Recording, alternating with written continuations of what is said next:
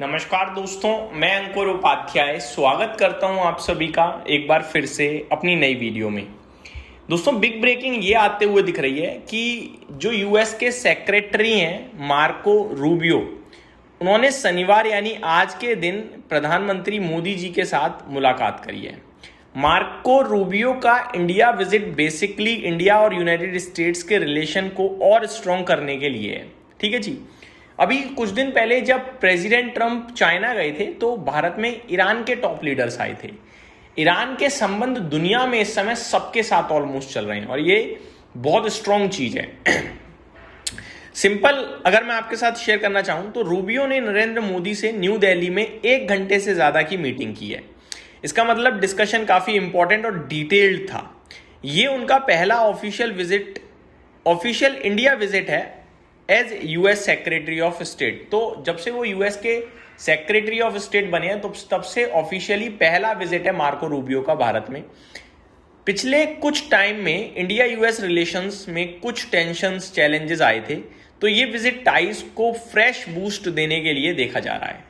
Top mainly किन चीजों पे हो सकती है? एक, ट्रेड और इन्वेस्टमेंट पे, एनर्जी कॉपरेशंस पे, टेक्नोलॉजी एंड सेमीकंडक्टर्स पे, स्ट्रेटेजिक डिफेंस पार्टनरशिप पे, पीपल टू पीपल कनेक्शंस पे like student, tourism, businesses. Rubio की मीटिंग एस जयशंकर के साथ भी होगी। सबसे इंपॉर्टेंट पॉइंट क्या है? रूबियो स्क्वाड मीटिंग के लिए भी इंडिया आए हैं। क्वाड्रिलेटरल सिक्योरिटी डायलॉग में इंडिया, यूएस, जापान और ऑस्ट्रेलिया है। ये ग्रुप इंडो पैसिफिक रीजन में सिक्योरिटी, सप्लाई चेन और चाइना के इन्फ्लुएंस को बैलेंस करने पर काम करता है। तो एक तरीके से देखा जाए तो एक ग्लोबल लेवल पे एक इंपॉर्टेंट मीटिंग है। आगे ओवरऑल मैसेज जो निकल के आ रहा है वो ये है, यूएस और इंडिया अभी स्ट्रेटेजिक पार्टनर्स को और स्ट्रॉन्ग बनाना चाहते हैं, स्पेशली टेक, डिफेंस, मैन्युफैक्चरिंग और सप्लाई चेन में। ये अपडेट आते हुए दिख रही है जो कि मेरे हिसाब से काफी स्ट्रांग और पॉजिटिव है। देखो, इंडिया और यूएस के बीच में जो संबंध है वो धीरे धीरे अच्छे हो रहे हैं। इनफैक्ट इंडिया के जो संबंध है वो इस समय दुनिया में सबके साथ ऑलमोस्ट अच्छे ही हो रहे हैं। बाकी प्रेसिडेंट ट्रंप के टैरिफ से तो कोई बच नहीं पाया है, वो कभी भी लगा देते हैं। रिलेशन और टैरिफ दो डिफरेंट चीजें उनके लिए। रिलेशन अच्छा रहते हुए भी आपके ऊपर टैरिफ लग सकता है, इसके लिए आप तैयार रहो। ठीक है जी। तो ये हो गई आपके लिए अपडेट। अब मैं आप सभी के साथ कुछ स्टॉक्स को शेयर करना चाहूंगा जिनके रिजल्ट्स आए हैं।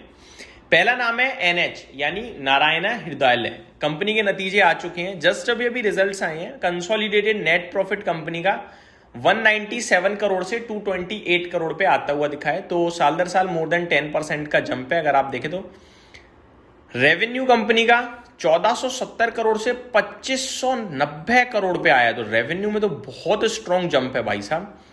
मार्जिन्स कंपनी के 26.1% से 29.11% पे आए हैं, तो ये भी सुपर्ब दिख रहे हैं।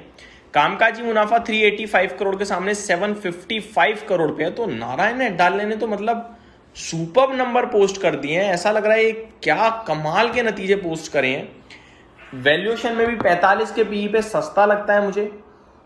1800 रुपए पे ऊपर से अच्छा खासा करेक्टेड है। फ्राइडे के सेशन में यानी कल गिरकर बंद हुआ है। मेरे को लगता है ये चलना चाहिए भाई इन नंबर्स के बाद, और बहुत अच्छा चलना चाहिए। बहुत ही कमाल के नतीजे मुझे लग रहे हैं।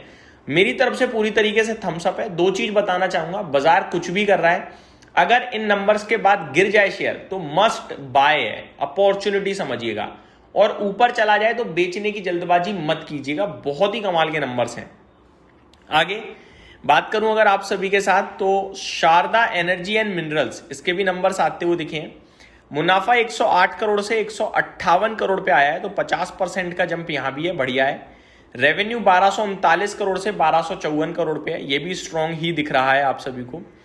आगे अगर मैं बात करूं एबिटा की, तो 271 करोड़ के सामने 350 करोड़ पे एबिटा कंपनी ने पोस्ट करा है, ये भी सुपर्ब है। मार्जिन 21.84% से 27.7% पे आते हुए दिखे हैं, तो मार्जिन में भी काफी स्ट्रॉन्ग जंप है। तो शारदा एनर्जी के नंबर्स भी स्ट्रॉन्ग ही लग रहे हैं अगर देखा जाए तो। साडिया इंडस्ट्रीज, इसके नंबर्स की बात करी जाए दोस्तों, मुनाफा 35.4 करोड़ से घटकर 5.8 करोड़ पे रह गया है। रेवेन्यू 397 करोड़ से घटकर 390 करोड़ रह गया है। मार्जिन 15.5% से 6.1%, केवल 6.1%। और एबिटा 61.5 करोड़ के सामने 23.6 करोड़। साटिया इंडस्ट्रीज ने डिजास्टर नंबर पोस्ट करे हैं, मेरे को लगता है ये एक अलर्ट स्टॉक है।